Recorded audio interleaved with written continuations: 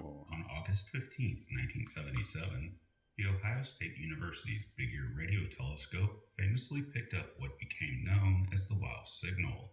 Due to scientist Jerry Eman, a guest I interviewed at Event Horizon, link in the description below, writing on the computer printout the iconic word WOW. Because this was not an ordinary signal, but an extremely powerful signal in a protected area of the radio spectrum, set aside by international agreement for radio astronomy. That was narrowband and looked technological, but for reasons I'll explain, didn't appear to be of human origin.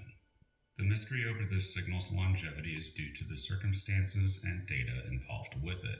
So the vast majority of signals that nature produces are broadband. This simply means that you will hear that signal at a bunch of different frequencies smeared across the radio dial.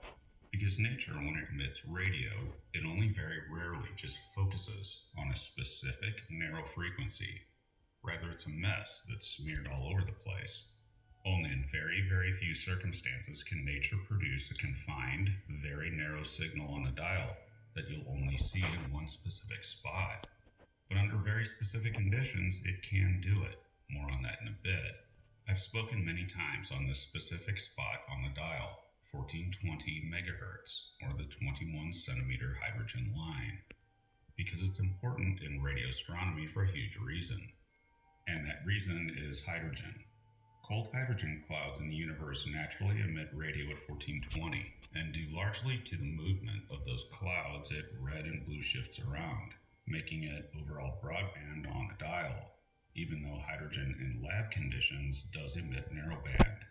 The idea is that out of the billions of possible frequencies in the radio spectrum, aliens would locate a contact signal at or near this point, assuming that if you can build a radio telescope, you know that 1420 is a signpost frequency visible to all scientific civilizations in the universe. After all, hydrogen is the most common element in the universe and it naturally emits radio. The main argument against the WOW signal, however, is that it was unnaturally strong, 30 sigma of background. So whatever it was either close or it was from an extraordinarily powerful transmitter. That naturally led to the suggestion that it might have been interference from a clandestine spy satellite not listed in the normal registers. But there are problems with this. The first is that the signal over the 72 seconds it was observed did not move. It appeared to be fixed in the sky, something you want with a SETI signal, but not so common from a satellite. Another is that the signal contained no modulation. It was blank. Any video that shows audible representations of WOW claiming that there was some kind of information or pattern there is a hoax. This was just raw, consistent radio energy with no deviation of any detectable kind, and it wasn't recorded on audio equipment. It's numbers on a computer printout depicting signal strength. That's it. But there is enough there to glean some things. So the signal was fixed, eliminating planes and most satellites. But the scientists involved, Krauss, Eman, and Dixon, were able to determine that the signal fit the antenna pattern of the radio telescope. This eliminates most possible Earth interference in 1977, and would restrict WOW to having originated at least one half of the distance to the moon.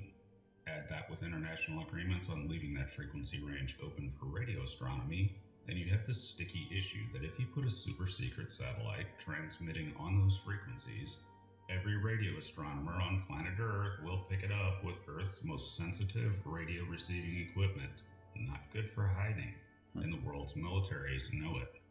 Another more recent hypothesis was that the signal could have been due to comets that were in the general area at the time, and comets can emit relatively cold hydrogen. This hypothesis, while it got a lot of media attention, was sort of a non-starter. Because if comets did this, then radio astronomers would have seen it 100 or more years ago. It would be that obvious.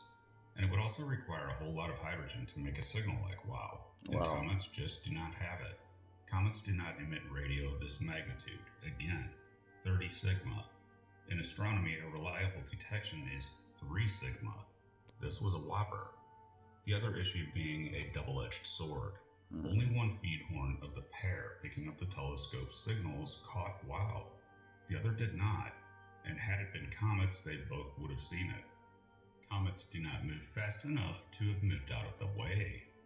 But if it were an alien signal, it turned off or on in a matter of less than 90 seconds. Yeah. So WoW managed to escape all mundane explanations for it and has remained on the books since its discovery as something that may have been an artificial signal of alien origin. But that was only because no one had found a reasonable explanation otherwise for it. Because again, nature does not like to produce narrowband signals, though it can. What does like to produce narrowband signals is technology, because it saves energy. You transmit a signal at one frequency, everyone knows to tune in there, and you don't need to blast frivolous signals out on surrounding frequencies and waste energy.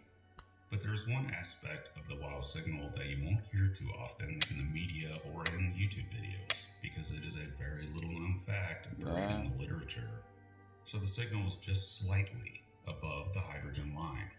The reason for this was unknown, because it could have been transmitted there intentionally, or the other possibility is more interesting, that it was blue shifted ever so slightly. What blue shifting would mean is that the source of the signal was very, very slowly moving towards us. Very slowly, as in slower than Voyager 2 is moving. Fast by the standards of our vehicles, but glacial as far as the universe is concerned. What was interesting, and this is key information right now, that blue shift precisely matched the blue shift of the hydrogen clouds in the Milky Way in that area. In short, it looked something like an extremely amplified version of the normal radio emissions of that part of the sky, roughly located in the constellation Sagittarius from our viewpoint. The thing is, hydrogen clouds were not thought to be able to amplify like that. We look at them all the time and they don't do it. And there didn't seem to be a ready physical way for it to happen. But it did lead to another hypothesis, that of interstellar scintillation. So this idea is dead, but the concept was that the interstellar medium actually isn't empty. There are hydrogen atoms and such floating around. And if those atoms somehow aligned, sort of like the atmosphere of the Earth causing stars to appear to twinkle, it could momentarily amplify a much later background signal for a very brief time. This also involved aliens, however. They would have just been extremely far away across the galaxy, which is why we normally cannot see them. Subsequent work, however, has ruled this possibility out as unbelievably unlikely. You'd need too many things to happen in the interstellar medium which at once is a good thing, for it to work. But now, and I announce this with a certain amount of satisfaction, I wasn't certain this question, one way or another, would ever be answered in a compelling way. We may now know what actually caused the WoW signal. Finally, we have a compelling natural explanation. It wasn't aliens. Rather, it was a matter of the Big Ear telescope just happening to randomly catch an extraordinarily rare apocalyptic astrophysical event that we may not see again for centuries. Wow, indeed. Wow, indeed. Allez, bonne nuit ou journée. Ce n'est que lundi et je continue mes investigations sur ce genre d'annonces qu'il est fait sur Internet et pas que.